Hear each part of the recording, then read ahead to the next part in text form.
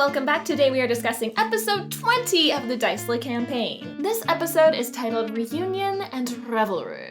We jump right back into Heroes Fest. It's this 5-day festival that's taking place all across Valenbridge, and it's to celebrate the heroes of the past. There's a number of events and competitions happening across the city across these 5 days. In the last episode, the party partook in a pie eating contest. And today, the episode starts off with us entering an arm wrestling competition, which is a competition that 3 members of our party can participate in. Logan, Ryan, and I remove our characters from the competition in fear of their arms being broken. Abe comes in 2nd place, and Nell comes in 3rd. As her 3rd place prize, Nell is given a book of children's tales by Niamh Randolph, which is a book that Elwyn has an obvious reaction to when she sees it, but manages to avoid answering any questions the PCs pose at her. Poorly, everyone knows she's hiding something. When Denny brought out that book, I've been playing D&D for like 10 years now.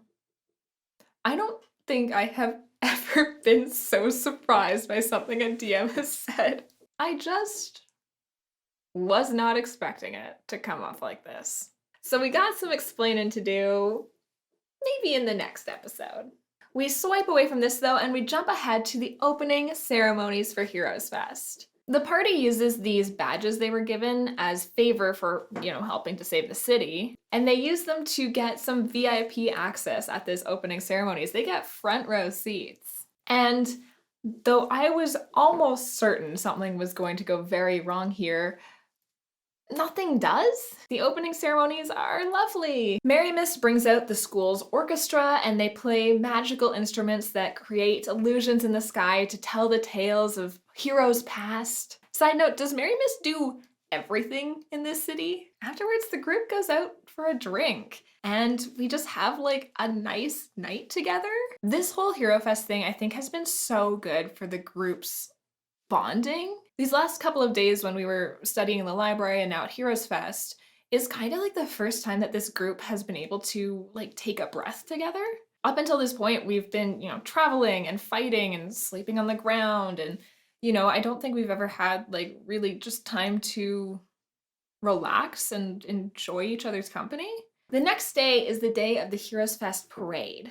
And this is what Drac has really been looking forward to, because we have heard for a couple days now that the Cleansing Breath mercenary group is supposed to be coming through and bringing a dragon with them. And last we heard, Drac's brother Boz was part of this Cleansing Breath mercenary group. So Drac, who left his home in the first place to try to find his brother, is very excited that he might be here.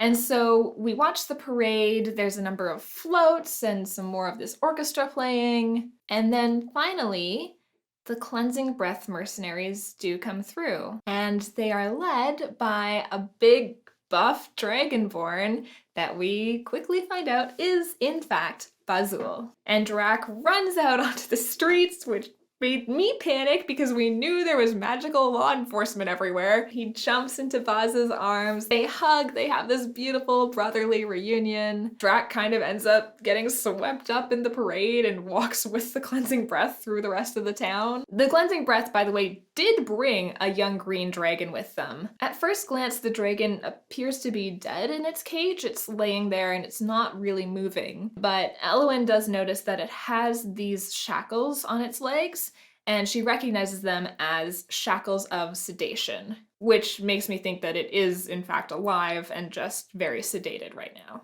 After the parade finishes, the entire group meets up with Drac and Boz, and we hear more about what Boz has been doing. It's been 2 years since Drac last saw him, and we kind of realize now that the reason Drac was so concerned is that originally Boz was sending messages back to his hometown, but then suddenly those letters stopped.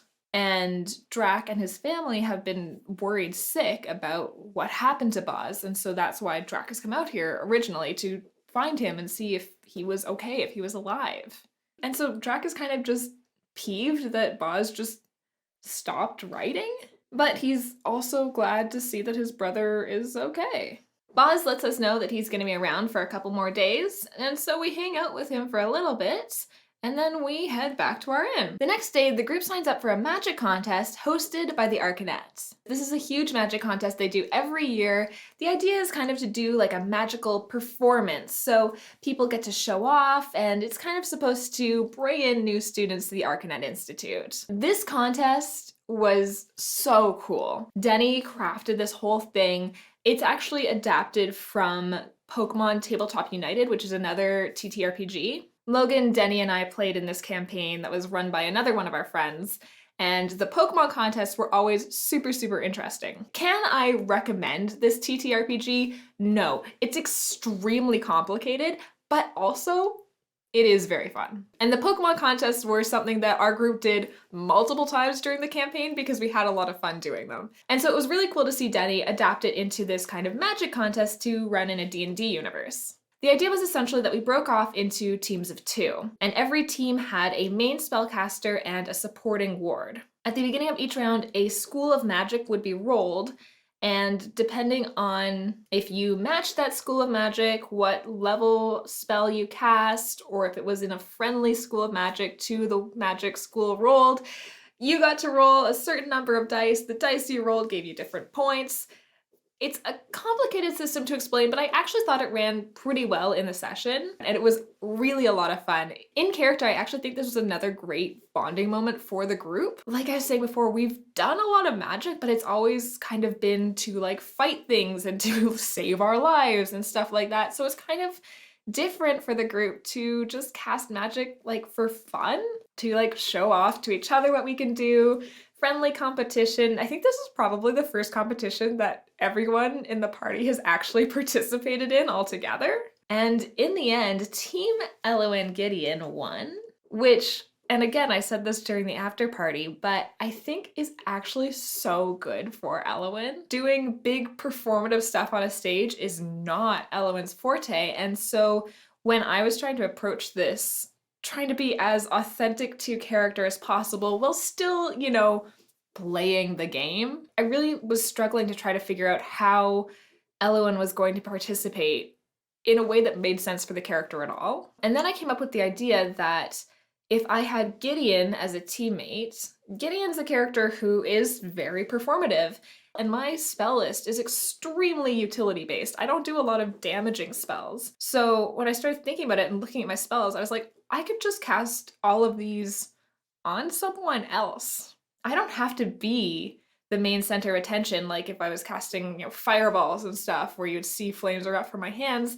I was kind of like, I can just cast Fly on Gideon, and then he can like perform in the air. And Ryan understood the assignment. He totally did exactly what I was hoping he would do. He went to Flavor Town and just described all these fun things that Gideon could do, while Elowen just kind of stood in the back and acted kind of more as support, even as a main spellcaster. Anyways, I'm really kind of like proud of Elowen, which is a stupid thing to say because like she didn't, like I did it, you know, it was, but I am like, I'm kind of proud of her for doing this and for adapting the rules to work for her and for her to be able to participate in a way that she felt comfortable. And it worked! And I think that's really important for her. Anyways, I'm really looking forward to next session when the green dragon escapes and we all have to fight it and like Abe dies or something. That'll be really fun. So if you'd like to watch this happen live to us, you can join us next Sunday, January 6th at 6 p.m. Eastern Time on twitch.tv/DicelyDND. But that is all for this time, my friends. I hope you stay happy, stay kind, and as always, remember to